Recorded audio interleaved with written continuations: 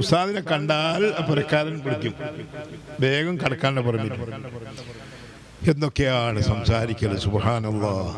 അവിടുത്തെ കാര്യം, ഇവിടുത്തെ കാര്യം, ഉമ്മച്ചിന്റെ കാര്യം, കുടുംബത്തിന്റെ കാര്യം, നാട്ടുകാരുടെ കാര്യം, ആ കൂടുതൽ നമ്മളെ അപ്പൻ്റെ ഉമ്മൻ്റെയും നമ്മളെ പുരക്കാരുടെ എല്ലാ കഥയും ചോദിച്ചറിഞ്ഞ് ഒരു ദിവസം പറഞ്ഞു, നമ്മളെ പള്ളി സൈനുദ്ദീനെ നന്നാക്കണം, ബാവിച്ചിന്റെ മക്ബറയുള്ള കബറുള്ള പള്ളി നന്നാക്കണം.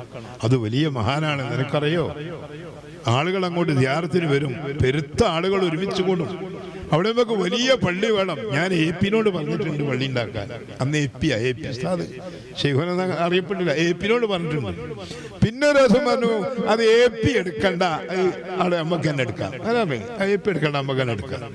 അപ്പൊ ചോദിച്ചാണ് വലിയ പള്ളി ഉണ്ടാക്കാനവിടെ കബറിന് മുകളിലൊക്കെ സ്ലാബ് ഇട്ടാൽ മതി, കബറിന് മുകളിലൊക്കെ സ്ലാബ് ഇട്ടാൽ മതി. പിന്നെയോ അവിടെ കുറെ ആസാറുകളുണ്ട്.